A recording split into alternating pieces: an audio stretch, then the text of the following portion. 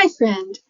So in our last video, I shared a video that I had done with Joanna Pinkerton in 2021.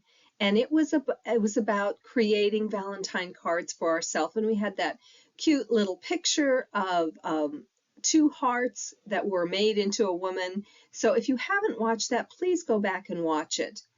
But in that video, Joanna also expanded on how we can take care of ourselves, how we can practice self-care. And I wanted to share that part of the video with you here today.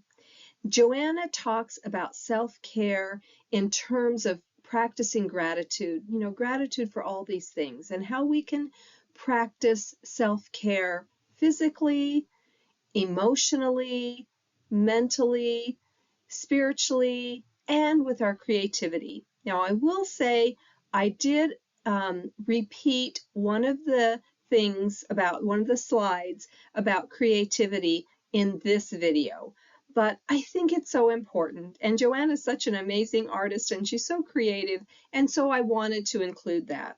So I hope this video is helpful and gives you some more ideas about how you can love and value yourself through practicing self-care. All right, thanks for watching. This is the month of February where we think about love. And as women, we also need to be aware of how we take care and love ourselves, because so much is dependent on that. That is self-care. It's gratitude, and it is being aware of all of the goodness that you have inside of you. And it's also giving yourself space to reflect and evaluate so that you can nurture yourself. And the way we do this is physically, emotionally, mentally, and spiritually. There may be other things that come to mind, but these were the 4 things that came to mind for me. So we'll just briefly go through each one of those. Physically, this is not going to be anything new for any of us, but I'm going to say it anyway. Physically, we need to eat healthy food. We need to be physically active, and think about the activities that you enjoy doing. I have actually still have a bad knee, and so I used to enjoy walking, and I can't do that as much, but now I'm enjoying biking. But it's really important. I never enjoyed running ever. Running, no. But I think that what we need to do is find ways that we can enjoy moving with our body, and dancing is a great one in my book. Yeah.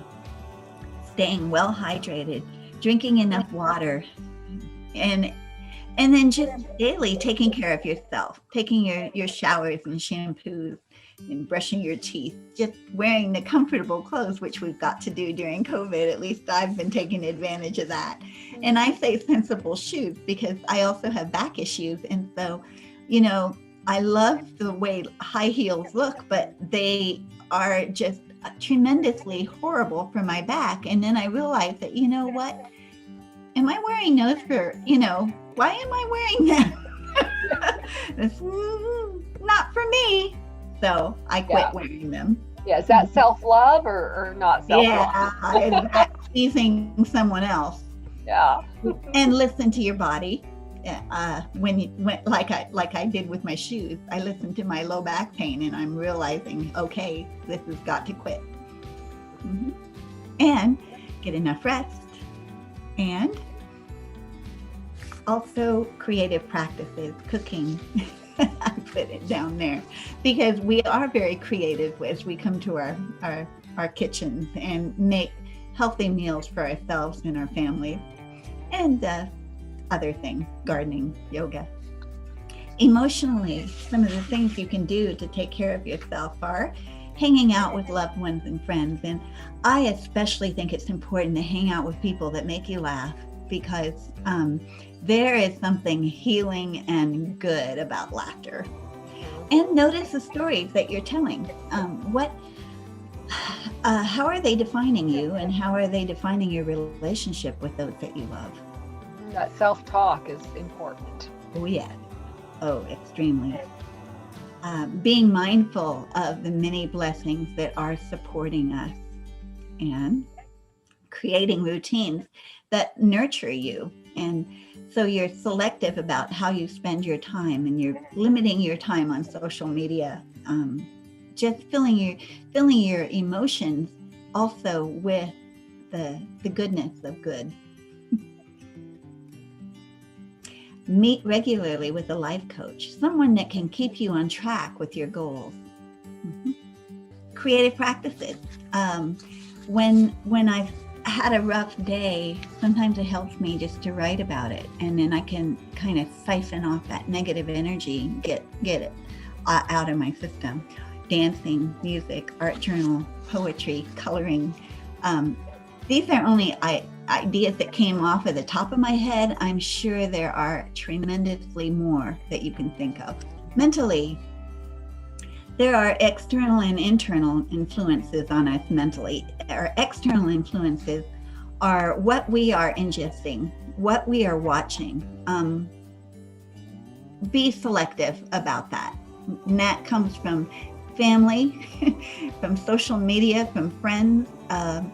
Some friends are like black holes, and they might suck all the energy and all of the, all push your buttons mentally. So I would say stay away from friends like that, or at least limit contact and be aware of your boundaries. Book studies and TV, radio, advertisements, podcasts. What are we believing that these things are telling us about ourselves? And then our internal influences, being aware of our self-talk. This does also, like Kathy, you were saying, emotionally, this definitely does affect our emotions as well. All of these areas do blend in. We are whole people. We're not just a mental person. We're not just emotional. We're not just a physical. We're all of these things, but they do influence each other. So we are constantly talking to ourselves. What are we saying? What messages are we saying? And what I have learned is that I don't have to believe everything I tell myself. No. Especially when I come to find out that it's a half-truth or an untruth. Yeah. And we can change that conversation in our head. We can choose to have a different conversation than what just kind of loops over and over. Exactly. Choice is our kind of our magic power. Mm-hmm. Yeah. Creative practices.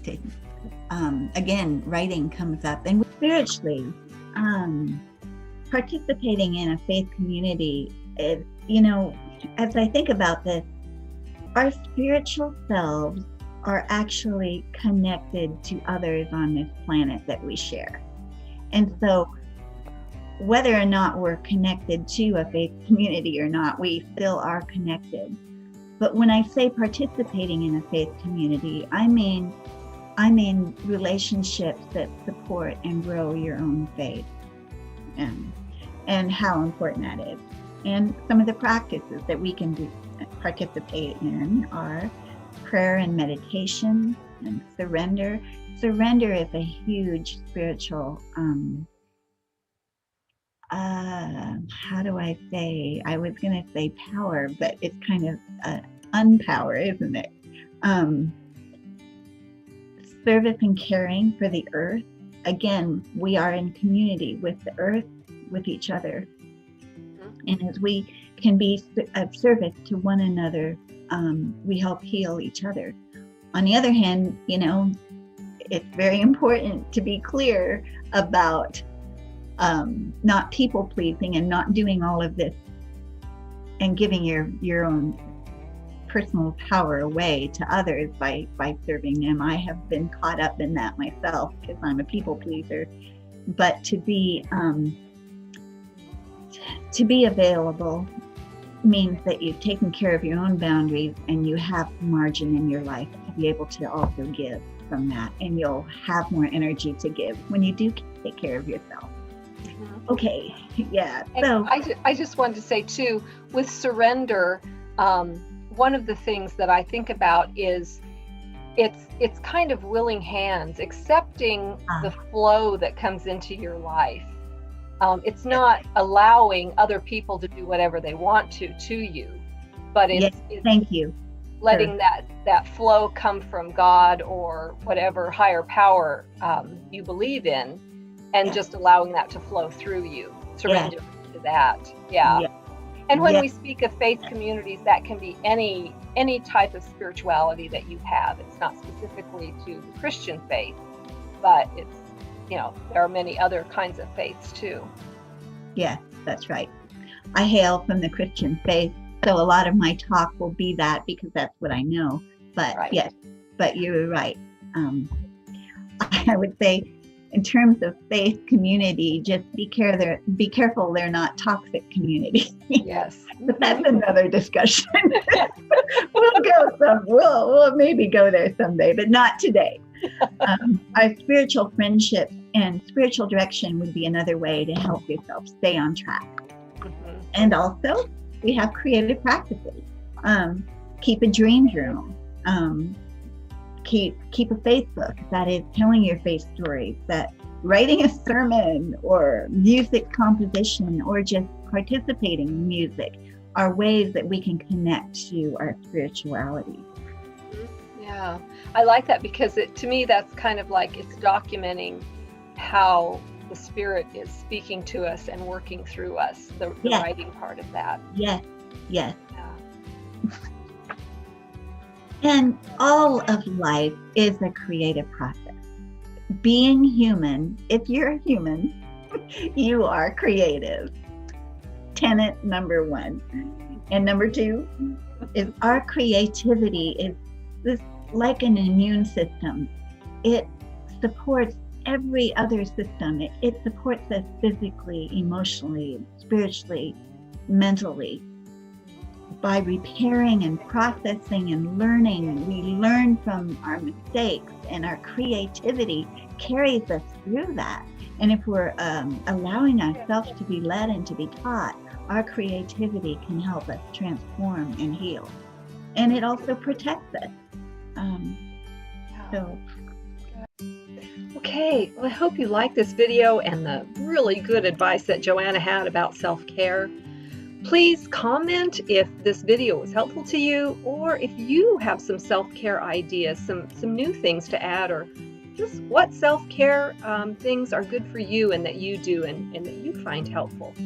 And please subscribe to our YouTube channel. We're just getting started, but we're trying to put content out that's going to be helpful to you in your life journey. All right, take care. Bye-bye.